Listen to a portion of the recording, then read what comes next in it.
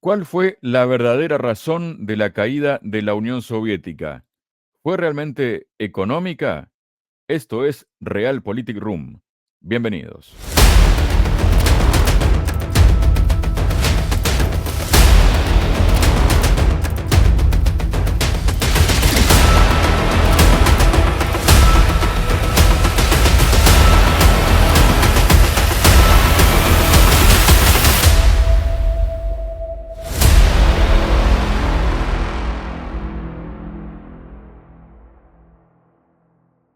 Hola, bienvenidos a otro episodio de Realpolitik Room y tal como anticipábamos en la presentación del programa, vamos a hablar sobre la caída de la Unión Soviética y sus motivos. Y para ello estoy junto al presidente de la consultora ECAI Center, Adrián Celaya. Adrián, bienvenido a Realpolitik Room. ¿Cómo estás? Hola Javier, pues muy contento de estar contigo, como siempre. Muchísimas gracias, Adrián. Bueno, en general se tiende a pensar que la caída de la Unión Soviética se debió a cuestiones económicas, pero también, tal vez antes, Adrián, podemos plantearnos, ¿no? ¿Cómo es que entramos en este tema y por qué es tan importante? Sí, bueno, vamos a ver. El por qué entramos en este tema desde nuestra perspectiva, desde la perspectiva de Kai Center. En principio partíamos de lo que es, vamos a decir, el sentimiento o la opinión pública generalizada, por lo menos en Occidente, ¿no? En el sentido de que efectivamente el sistema económico de la Unión Soviética había fracasado, había colapsado, ¿no? Y que esto aparentemente no había ninguna duda sobre ello. Pero claro, tampoco lo habíamos analizado, lo habíamos dado por supuesto, ¿no? Claro, nuestra sorpresa llegó cuando aproximadamente el año 2013-2014 tuvimos acceso a unos datos sobre evolución de la renta per cápita, de la producción per cápita de la Unión Soviética, y que nos decían, y esto luego lo hemos ido contrastando en el tiempo, ¿no? Con distintos análisis, nos decían que la evolución de la renta per cápita, de la producción per cápita por habitante en la Unión Soviética en los últimos años se había ido reduciendo vamos a decir, el incremento anual de esa renta per cápita, que es la referencia fundamental que suele utilizar para valorar la evolución de las economías, se había ido reduciendo, pero en ningún caso colapsó. Es decir, sí hubo un colapso en la Unión Soviética, pero ese colapso se produjo en los años siguientes al cambio de sistema y precisamente porque fue un cambio de sistema pues bastante gestionado de una forma, vamos a decir, caótica, ¿no? Es decir, se derriba el sistema anterior, fuese bueno o malo, y se da por supuesto que tras ese derribo, pues las fuerzas del mercado harán surgir un nuevo sistema y es en esa fase de transición donde se produce claramente un colapso. Pero claro, lo que sí nos decían estas cifras macroeconómicas es que no había habido un colapso real antes del derribo, del cambio de sistema, ¿no? Claro, esto lo hemos ido aflorando de vez en cuando, ¿no? Simplemente transmitiendo nuestra perplejidad por algo que contrastaba con lo que es, ya digo, la opinión pública y la opinión generalizada en los analistas occidentales, y recientemente lo hemos contrastado con la evolución de la economía occidental y de la europea en particular en los últimos años. Porque, claro, hemos visto que la evolución de la economía occidental es la de una economía prácticamente estancada. En los 15 últimos años, Europa no ha sido capaz de crecer al año por encima del 1%, siempre ha estado por debajo, con medias del 0,5, del 0,7, del 0,9, pero manteniéndose por debajo del 1%, que eso es una economía claramente estancada y desde luego con un nivel de estancamiento mucho mayor que el de la Unión Soviética en los últimos años. Y sin embargo, durante estos 15 años no hemos dicho, bueno, tenemos un nivel de crecimiento bajo, luego tiramos el sistema por la ventana, ¿no? Entonces, esto sí nos ha impulsado otra vez a reavivar ese análisis, es decir, de qué es lo que pasó realmente con la economía soviética y qué es lo que ha pasado en la economía europea, ¿no? Bueno, sí es cierto que hay una constatación clara de que la economía soviética no colapsó, tuvo niveles de crecimiento y llegó a niveles de crecimiento inferiores, Pero bueno, esto es algo que en la economía occidental ha pasado de forma recurrente, ¿no? Y sí hemos hecho un análisis posterior porque en base a comentarios que nos aportaban el dato real de problemas de suministro en la economía soviética. Es decir, de que sobre todo en determinados bienes se producía este fenómeno de las colas, como consecuencia de que había problemas de suministro. Aquí hay dos datos. Por un lado, se nos argumentaba de que había determinados bienes de consumo básico que estaban mantenidos a precios bajos de forma premeditada por razones sociales y que como se mantenían a precios artificialmente bajos, esto generaba automáticamente este fenómeno de las colas. Es decir, el ajuste que se podía haber producido, que se produce de forma natural en la economía de mercado, pero que se podía haber realizado también en Rusia en base a precios, no se quería generar ese ajuste subiendo los precios porque eran bienes básicos y se quería mantener su precio artificialmente bajo, vamos a decir, artificialmente en el sentido de que no se ajustaban los precios a la mayor demanda, ¿no?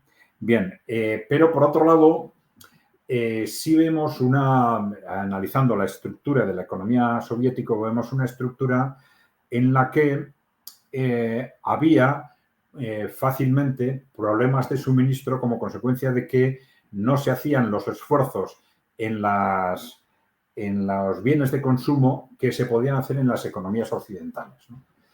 Bueno, y viendo qué es lo que había detrás de esto, porque esto es algo que fácilmente se puede decir, es decir, la economía soviética mantenía su capacidad de producción y el incremento de su capacidad de producción, en que fuese a niveles inferiores que en los anteriores, pero esa capacidad de producción se destinaba más a inversión y a producción de bienes de producción y de armamento que a bienes de consumo.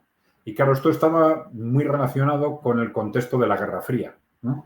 ¿Por qué? Es un contexto en el que la carrera de armamentos obligaba a la Unión Soviética a una proporción de gasto militar muy superior a la de los países occidentales. Entonces, analizamos también la evolución del peso de los gastos de armamento en la historia de la Unión Soviética y vemos cómo se producen incrementos sustanciales en el destino de la producción al gasto de armamento muy relacionados con la evolución de ese gasto en Estados Unidos. Es decir, son incrementos posteriores a los incrementos que se producen en Estados Unidos en dos periodos, en los años 60 por un lado y en los años 80. Y ahí tenemos que recordar cómo en la época Reagan se hablaba de forma expresa de cómo existía un objetivo estratégico por parte de Estados Unidos de crear dificultades a la economía rusa a través del incremento de los gastos de armamento. Es decir, se decía, vamos a ahogar a la economía rusa obligándoles a gastar más en armamento. Entonces, Estados Unidos incrementa el gasto en armamento, se ve siempre que el incremento incremento soviético es posterior, pero es un incremento que cuantitativamente es comparable con el de Estados Unidos, pero que proporcionalmente, claro, es mucho mayor, porque la economía soviética en su conjunto tenía un peso menor. Es decir, cuando la economía, por sintetizar de alguna forma, si tu economía es la mitad y que tienes que gastar lo mismo en armamento que otra economía que es el doble, pues proporcionalmente tu economía tiene que destinar a armamento, a gasto en defensa el doble, ¿no? Y entonces esta tensión de la economía soviética le obligaba seguramente a contener el gasto de producción en consumo, ¿no? Y esto probablemente está relacionado con dificultades a la hora de que los ciudadanos soviéticos dispusieran, como ellos querían, del nivel de gasto de ciertos bienes de consumo en el nivel en que ellos querían. Pero no estamos hablando en su conjunto de una economía que no tuviese capacidad de producción, funcionaba y tenía capacidad de producción suficiente, pero estaba obligada, por estas razones estratégicas, a destinar más de lo que ellos hubieran querido a bienes de inversión y a gasto en defensa que a gasto de consumo, ¿no? Seguramente esto sintetizando, es un cuadro macroeconómico que explica muy bien lo que estaba sucediendo. Pero también es un cuadro que contrasta con lo que hemos pensado siempre sobre la economía soviética, porque hemos pensado que esa estructura de economía pública en su conjunto era ineficiente, ¿no? Y como era ineficiente, colapsó. Primero, no colapsó. Segundo, no era ineficiente desde el punto de vista macroeconómico, ¿no? Es decir, porque podían mantener una capacidad de producción, lo que pasa que tenían que destinar parte de esa capacidad de producción, una gran parte de esa capacidad de producción a gasto en defensa, ¿no? Bueno, esto es un cuadro que se añade, por ejemplo, a otros datos que nosotros hemos ido recogiendo durante estos años sobre, por ejemplo, datos muy significativos. Sobre, por ejemplo, uno de ellos es el de la economía de Bielorrusia, ¿no? Ujú. Ahí nos encontramos con un caso excepcional en Europa del Este de un país de 10 millones de habitantes que ha mantenido una economía fundamentalmente pública. Y esto fue para nosotros otra sorpresa, algo que era aparentemente imposible, ¿no? Una economía en un 80% pública y que ha mantenido niveles de crecimiento comparables con los de los países de alrededor y muy superiores, por ejemplo, evidentemente a los de Ucrania, ¿no? Bueno, seguramente hay que profundizar más, pero esto nos revela en principio que una economía fundamentalmente pública es perfectamente o puede ser perfectamente competitiva con las de economías de mercado, economías fundamentalmente privadas de los países occidentales. Y esto ya en sí mismo nos rompe todos estos esquemas en los que hemos dado por supuestos durante estos años, ¿no? ¿Por Hay qué otros. justamente, Adrián, te iba a preguntar eso, ¿no? Y disculpa la interrupción, ¿por qué tiene ese lastre la economía pública o esa espada de Damocles de que no funciona, de que funciona mejor lo privado? ¿A qué se debe este pensamiento en general? ¿A que hay ejemplos de que realmente la economía pública está mal llevada? Eh, ¿O cómo lo interpretas tú? Bueno, vamos a ver, hay argumentos teóricos que lo explican, pero yo creo que el cambio fundamental se produjo precisamente en los años 90. Y bueno, hubo un primer cambio con la introducción del modelo neoliberal a partir de los 80, pero fundamentalmente en los años 90, en el momento en que cae la Unión Soviética y en los sistemas socialistas de Europa del Este, por un lado, y China cambia su sistema económico, en el que se traslada, digamos, a la opinión pública esa concepción general de que lo público no funciona. Y ahí tenéis lo que ha pasado en lo público, las empresas públicas no funcionan. Ahí tenéis lo que ha pasado en Europa del Este y ahí tenéis lo que ha pasado en China, ¿no? Pero desde un punto de vista argumental, vamos a ver, se suele decir que las empresas públicas no tienen, digamos, el dinamismo que tienen las empresas privadas, no tienen la implicación, la cercanía a la realidad que tienen las empresas privadas, precisamente a través de los mecanismos de mercado. Hay una serie de argumentos que tienen una lógica teórica, pero que funcionan fundamentalmente para las empresas pequeñas y medianas. Es decir, cuanto más grande es una empresa privada, menos funciona esa lógica. Sus inconvenientes teóricos son cada vez mayores, se aproximan en este sentido cada vez más los problemas de burocratización o de alejamiento de la realidad práctica se acercan en las empresas privadas más cuanto más grandes son a los de las empresas públicas, ¿no? Y esto lo vemos pues, desde diferentes perspectivas, pero en las empresas medianas el empresario, incluso en las pequeñas, el empresario puede estar muy motivado, pero los trabajadores no tienen esa motivación tan directa que tiene lógicamente el empresario que se apropia de los beneficios generados, ¿no? Y cuando las empresas ya son mayores, en las empresas medianas y grandes, ya el empresario ya deja de ser el gestor, nombra a una persona contratada, como se hace también a las personas públicas, para gestionar la empresa, con lo cual también los incentivos de ese gestor no son los del propietario. Esto es mucho mayor cuando ya la empresa va a bolsa, digamos, el empresario que controla es solo uno más de los dueños de la empresa. Casi todos son empresarios financieros que están cada vez más lejos de la gestión. Es decir, hay una serie de elementos que aproximan los problemas estructurales de las grandes empresas privadas a los de las empresas públicas y, por otro lado, no les dan las ventajas, digamos, de finalidad social que tienen las empresas públicas, ¿no? De poder actuar en función del interés social, ¿no?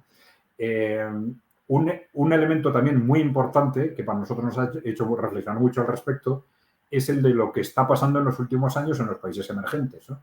Porque esta imagen de que los sectores públicos en países como China o Rusia eran un resto del pasado, que iban a menos cada vez, pues no responde a la realidad. Es decir, lo que estamos viendo en los últimos años es que, al contrario, China está manteniendo y reforzando su sector público, que Rusia también está haciendo lo mismo, está progresivamente dando marcha atrás en distintos sectores, reforzando su sector público, sobre todo en sectores estratégicos o en sectores de grandes empresas, ¿no? Bueno, esto ya nos lleva, y además lo están haciendo eficientemente, y esto les está permitiendo posicionarse en distintos sectores de forma eficiente. Estamos viendo cómo el peso de las empresas públicas, de las grandes empresas públicas en el mundo, es cada vez mayor.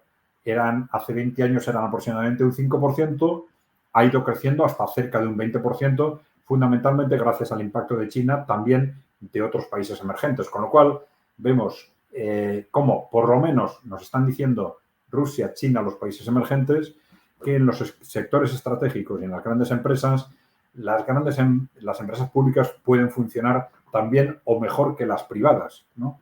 Y luego, con respecto a las empresas pequeñas y medianas, tenemos estos dos grandes, vamos a decir, retos, de hecho, que nos están llevando nos obligan a un análisis más profundo sobre qué pasa con las economías públicas en su conjunto, que son qué es lo que realmente pasó en la Unión Soviética, por un lado, y este reto, por ejemplo, de Bielorrusia, ¿no?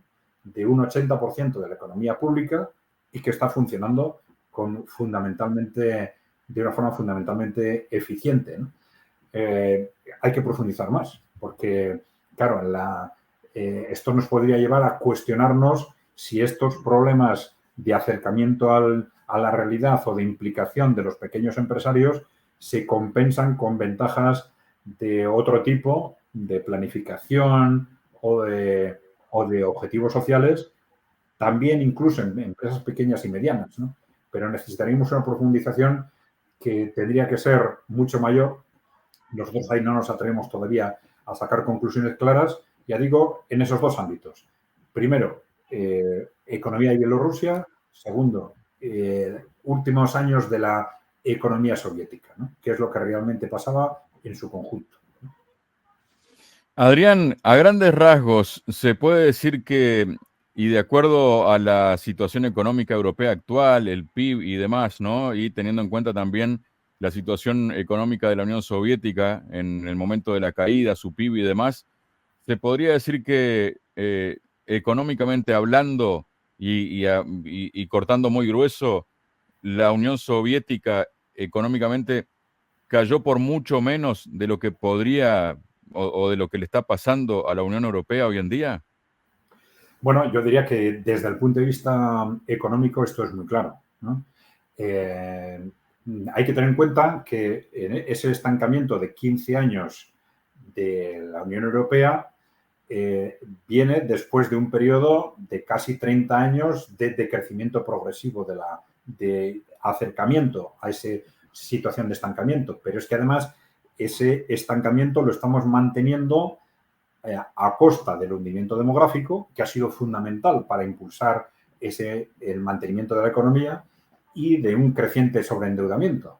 Es decir, no es solo que los resultados sean de estancamiento, sino que estamos en un proceso de desestructuración de nuestra economía y de nuestra sociedad que han sido inevitables para poder mantener la economía, con lo cual sabemos que es una economía claramente insostenible. Desde el punto de vista de que, bueno, evidentemente esa sería una conclusión clara. El estancamiento económico de Europa en los últimos 15 años es mucho más grave que el estancamiento económico, como tú decías, de la Unión Soviética en sus últimos años. Pero, claro, la segunda cuestión sería Claro, si eso es así, ¿por qué las consecuencias aparentemente son tan distintas? Pero claro, tendríamos que buscar la explicación en argumentos de tipo más social o político, ¿no? Sí, aunque no hemos profundizado demasiado, sí hemos visto algunos factores que habría que tener en cuenta. Por un lado, ¿en qué medida la clase política europea está tan implicada en el sistema que no es capaz por sí misma de cuestionarlo?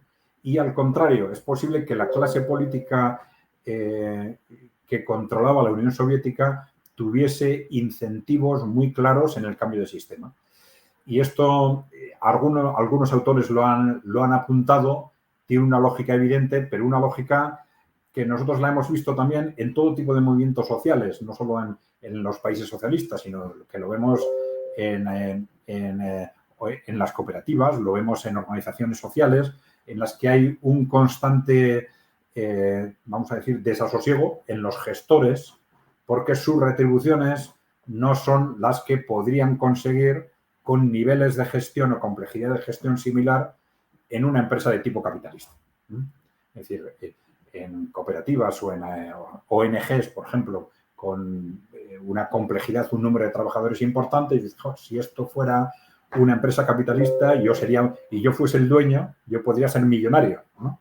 Y algo similar fácilmente se estaban planteando las élites, puede ser que se plantearan fácilmente las élites de la Unión Soviética, y que gestionaban, muchos de ellos gestionaban empresas con decenas o cientos de miles de trabajadores, sino claro, viendo lo que estaba sucediendo en empresas similares de tipo capitalista en Occidente, es que si yo en vez de ser un mero gestor de estas empresas fuese el dueño de las mismas, pues sería un multimillonario, ¿no? Y esto que fuese un atractivo muy importante para que determinadas élites apostaran por un cambio de sistema con uno u otro argumento. Ha habido aspectos incluso sorprendentes porque los datos sobre la evolución de la economía soviética en los últimos años, bueno, fueron desde Occidente muchas veces cuestionados con el argumento de que estaban falseados, ¿no? Pero hemos visto, estos datos se han rehecho por distintas instituciones occidentales, incluso por la CIA, ¿no? Pero a la hora de rehacerlos no han diferido sustancialmente en lo más importante, que es lo que hemos comentado, que no hubo realmente un colapso de la economía soviética. Incluso en algún caso, los datos elaborados por la CIA daban niveles de crecimiento superiores a los datos oficiales de la Unión Soviética. Es decir, con lo cual es incluso posible que la propia élite de los últimos años estuviese quizás pretendiendo aportar datos negativos para justificar el cambio político, ¿no? Esto no hay que descartarlo porque, de hecho, sabemos que muchos de los gestores de grandes empresas soviéticas luego se hicieron multimillonarios gracias a hacerse fácilmente y de forma casi gratuita con el control o la propiedad de empresas que hasta entonces eran públicas.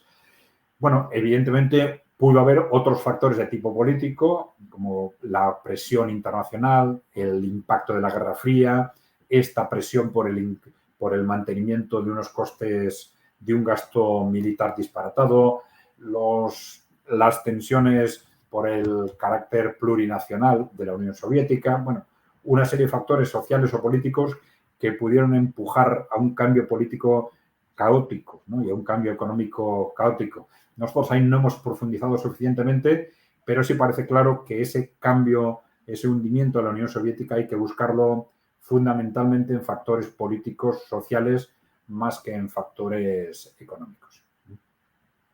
Claro, uno entonces se plantea, ¿no, Adrián, qué hubiera pasado si no hubiera habido esos intereses políticos de por medio, ¿no?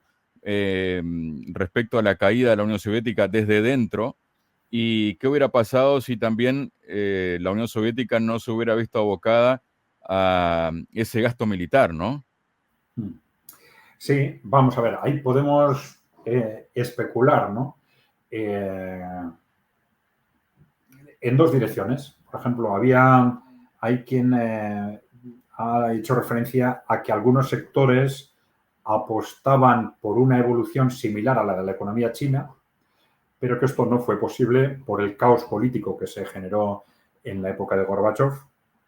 Y podemos especular en ese sentido con una evolución de la economía soviética de una forma similar a lo que fue la economía china, con una privatización masiva que al final hemos visto que está haciendo una privatización masiva en empresas pequeñas, medianas y no estratégicas, pero con un mantenimiento de un control público de las empresas estratégicas y las grandes empresas, que hubiera sido, claro, un contexto sensiblemente distinto, pero al que 30 años después parece que de una forma u otra se está acercando Rusia de alguna forma, ¿no?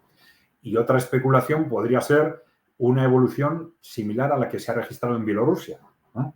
En la que no hubo un colapso político como el que sucedió en Rusia y nos encontraríamos con una economía con una evolución, en ese caso, pues más natural, con una privatización limitada de algunos sectores, como por ejemplo microempresas en el ámbito de servicios, etcétera, una economía seguramente más ágil en el ámbito de los bienes de consumo, pero que aparentemente, si los datos de Bielorrusia fuesen extrapolables al conjunto de la Unión Soviética, con una Unión Soviética que hubiese mantenido un dinamismo económico, una cierta flexibilización social y política y una flexibilización económica en ese ámbito de los autónomos y microempresas en el ámbito del sector servicios, ¿no?